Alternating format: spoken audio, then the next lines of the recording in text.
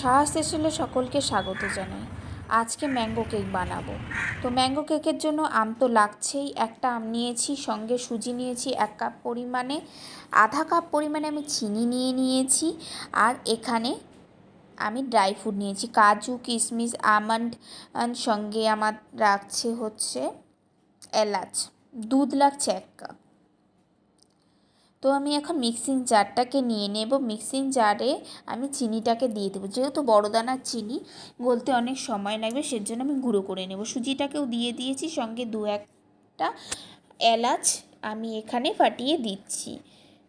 আর এখানে কেশরটা দিয়ে দিচ্ছি। দুধের সাথে আমের সাথে কেশরটা খুব সুন্দর যায়, সেই কারণে আমি দিয়েছি। এটা কেউ চাইলে স্কিপ করতে পারবে। আমার গন্ধটা ভালো লাগে, তাই জন্য আমি ইউজ করেছি। আমার গুঁড়োটা হয়ে গেছে। এখন একটা বোলের মধ্যে আমি এটাকে ঢেলে নিলাম। বোলের মধ্যে ঢেলে সুন্দর করে এখানে নিয়ে নাড়িয়ে নেব। একটা হাতা বা চামচ দিয়ে এটাকে সমানে নাড়াতে হবে, যার কারণে এটার মধ্যে যাতে বাতাস ঢোকে। আর মিক্সিং জারে আমি আবারও 1 কাপ দুধ আর আমটাকে দিয়ে আমের পেস্টটাকেও বানিয়ে নেব এদিকে। কারণ আমের পেস্টটা মিশিয়ে আমাকে প্রায় 40 মিনিটের মতো এটাকে রেখে দিতে হবে, যাতে সুজিটা ফুলে চলো, আমের পেস্টটা আমার হয়ে গেছে। এখন মিশ্রণটার মধ্যে আমি আমের পেস্টটা মিশিয়ে নেব। ভালো করে হাতা দিয়ে নাড়িয়ে নাড়িয়ে এটাকে ভালো করে সুন্দরভাবে মেশাতে হবে, যাতে কিছুতেই একটাও দলা বেঁধে না থাকে। দলা বেঁধে থাকলে কিন্তু কেক কখনোই ভালো হবে না। এর জন্য খুব ভালো করে ঝাঁকানাকা করে আমাদের মেশাতে হবে প্রচণ্ড শক্তির সাহায্যে। এটাকে মিশিয়ে হাত ব্যথা হয়ে যাবে জানি, তবুও এটাকে ঝাঁকানাকা করে আমাদের মিশিয়ে নিতে হবেই। তো যাই হোক, আমিও এভাবে মিশিয়ে নিলাম। মিশিয়ে নিয়ে মিশ্রণটার মধ্যে যখনই দেখলাম পুরোপুরি সুন্দরভাবে মিশে গেছে, কোনো দলা বেঁধে নেই, সেই সময় আমি এটাকে ভালো করে কাচিয়ে পরিষ্কার করে চারিদিক থেকে একটা প্লেট দিয়ে এটা 45 মিনিটের জন্য আমি ঢেকে রেখে দেবো। এটাকে দেখো আমার সুন্দরভাবে মিশে গেছে, কিন্তু হাতা দিয়ে এবার বারবার করে নাড়িয়ে দেখে নিতে হবে। তো চলো 45 মিনিট আমি অন্য কাজ করে আসি। তো আমি চলে এসেছি, এখানে বাটার নিয়ে নেব, যেটার মধ্যে আমি কেক করব। সেই বাটিটার মধ্যে আমি বাটারটাকে নিয়ে নিলাম। 3 চামচের মতো বাটার নিয়েছি আমি 1 কাপ সুজির মধ্যে।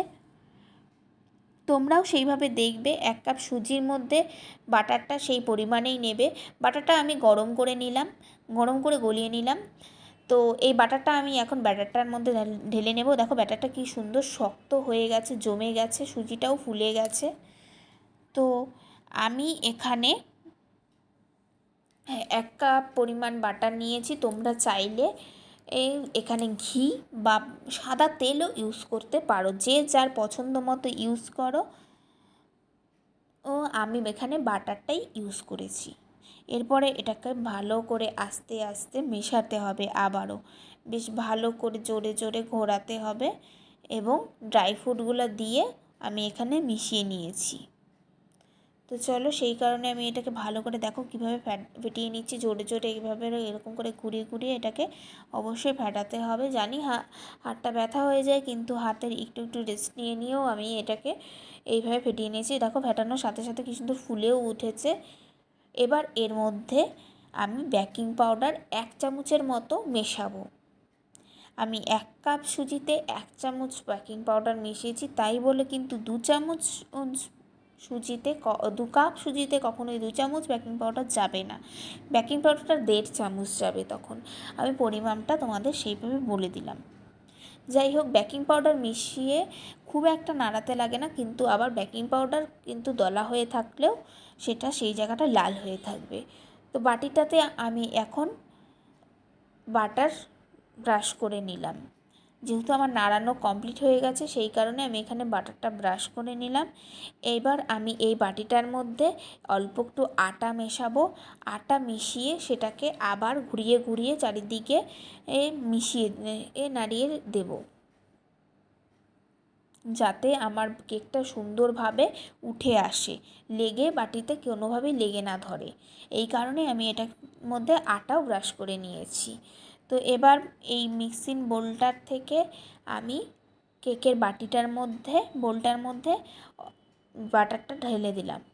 ব্যাটারটা ঢেলে এবার কাছে সুন্দরভাবে এটাকে পরিষ্কারভাবে এই বোলটার মধ্যে ঢালতে হবে। এই কারণেই, কারণ এটার যদি চারপাশে লেগে থাকে তাহলে এটা পুড়ে যাবে এবং কেকের মধ্যে একটা পোড়া গন্ধে হবে, যা আমাদের টেস্ট লাগবে না খাবার সময়।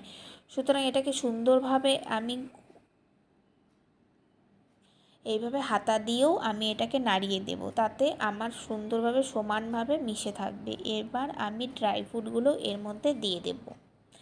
ড্রাই ফ্রুটগুলো সাজিয়ে দিলাম। এটা অপশনাল, যে যার ইচ্ছে মতো ড্রাই ফ্রুট এখানে ইউজ করতে পারো। আমি এখানে কটাই ড্রাই ফ্রুট ছিল আমার ঘরে, আমি দিয়েছি।